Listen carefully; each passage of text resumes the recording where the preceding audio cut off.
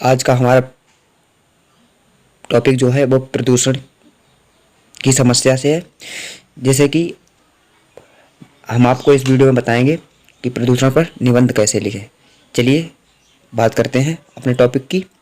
पहले हम जान लेते हैं प्रदूषण का अर्थ क्या है। देखिए, प्रदूषण का अर्थ वातावरण का दूषित होना, यानी प्रदूषण का अर्थ होता है वातावरण का दूषित होना, प्रदूषण कहलाता है। तो चलिए हम जान लेते हैं पहले विस्तार में कि प्रदूषण कहते किसे हैं। चलिए देखिएगा, जब वायु, जल, मृदा आदि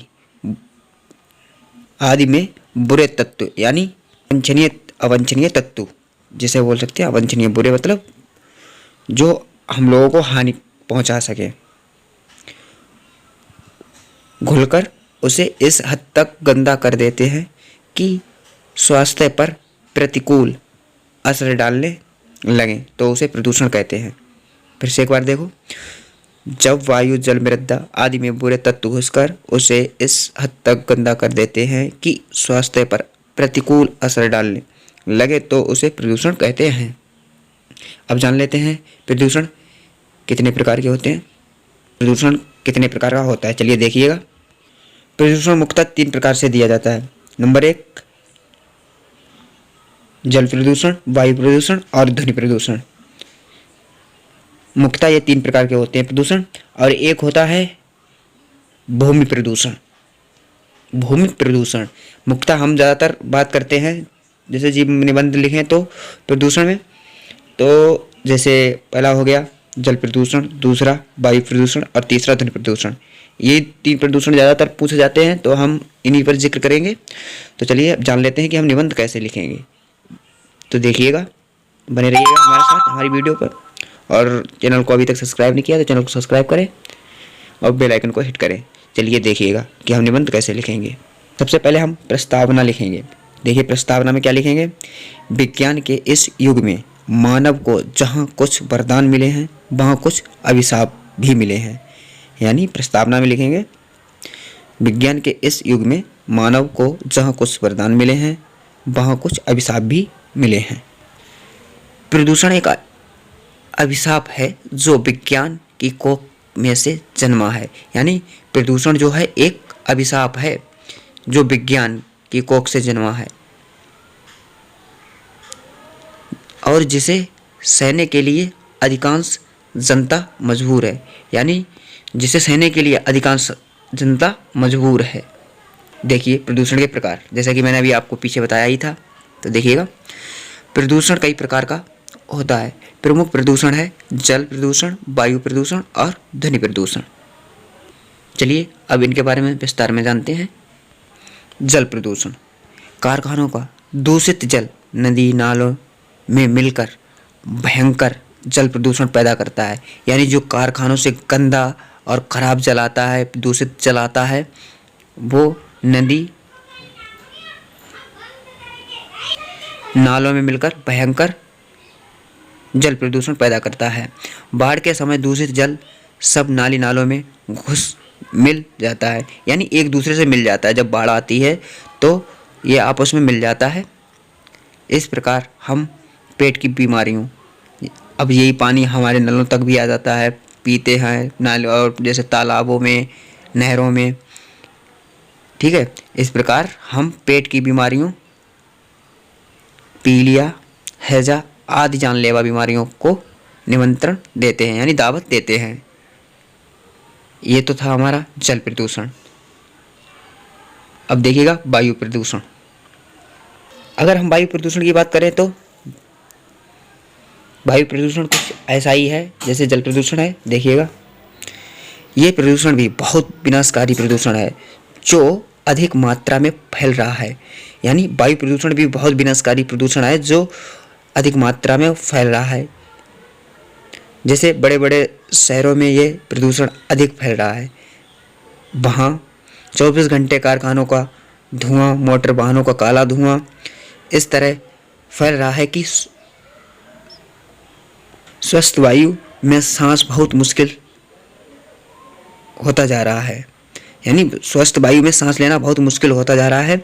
बड़े शहरों में लोग शाम को जब घर लौटते हैं तो अपने कपड़ों पर काली परत लिए आते हैं। जैसे बड़े बड़े शहर जैसे दिल्ली, लखनऊ, कानपुर, बम्बई, ऐसे बड़े बड़े जो शहर हैं उनमें कारखानों का धुआं इकट्ठा होकर मतलब जो सांस लेने, इंसान को सांस लेने में मजबूर कर रहा है। मतलब ये वायु प्रदूषण के कारण ही होता है। जैसे रात को मतलब मॉर्निंग में टाइम में आप ऑफिस से आओ और वापस आओ, लौट रास्ते में जितना भी टाइम व्यतीत हो तो वहाँ पे मतलब अपने कपड़ों पर लौट कर घर जब देखो तो काली परत जम जाती है। वायु में घुसने वाले ये कण यानी जो हानिकारक कण हैं, जो वायु में घुसने वाले कण में जलन यानी जलन पैदा करते हैं त्वचा में एलर्जी पैदा करते हैं, सांस जैसी बीमारियों का जन्म होता है। यानी हमें सांस लेने में दिक्कत होती है, परेशानी होती है और जलन पैदा करते हैं, त्वचा में एलर्जी पैदा करते हैं, ऐसी बड़ी बड़ी बीमारियां पैदा करते हैं। ये सब वायु प्रदूषण के कारण होता है। चलिए अब बात करते हैं ध्वनि प्रदूषण। जान लेते हैं ध्वनि प्रदूषण क्या है। देखिए, ध्वनि प्रदूषण विज्ञान की देन है। ध्वनि प्रदूषण अब विज्ञान की देन ही ध्वनि प्रदूषण भी है। रात दिन की पों पों बो बो फैक्ट्रियों की आवाज़ें वायुमंडल में ध्वनि किरणों का संतुलन बिगाड़ रही हैं। यानी जो बड़े बड़े शहरों में गाड़ियाँ, कारखानों के साउंड मतलब साउंडिंग है जो, और जैसे हारन है, जो हारन बजते हैं ज़्यादा लाउड स्पीकर में, ज़्यादा तेज़ आवाज़ से, मतलब ये जो ध्वनि है वायुमंडल की ध्वनि किरणों का संतुलन बिगाड़ रही हैं, जिसके कारण मनुष्य में बहरापन, तनाव, मानसिक अशांति, उच्च रक्तचाप व उत्तेजना जैसी बीमारियों का जन्म होता है या को जन्म देती है। बड़ी बड़ी बीमारी जैसे तनाव, मानसिक अशांति, उच्च रक्तचाप व उत्तेजना जैसी बीमारियों को जन्म देता है ये ध्वनि प्रदूषण। ये तो ध्वनि प्रदूषण था। अब हम जान लेते हैं प्रदूषण के दुष्परिणाम। इसके क्या परिणाम हो सकते हैं, गलत परिणाम क्या हो सकते हैं। उपर्युक्त जैसे अभी मैंने आपको ऊपर बताया ही है, प्रदूषण के कारण, उपर्युक्त प्रदूषण के कारण जैसे ध्वनि प्रदूषण, वायु, जल, इसके कारण मानव के स्वस्थ जीवन को खतरा पैदा हो रहा है। यानी वायु प्रदूषण, जल प्रदूषण, ध्वनि प्रदूषण के कारण इंसान यानी मानव के स्वस्थ जीवन में खतरा पैदा हो रहा है। खुली हवा में लंबी सांस लेने तक को तरस गया है आदमी। यानी इंसान जो है खुली हवा में बड़े बड़े शहरों में तरस रहा है आदमी लंबी सांस लेने के लिए।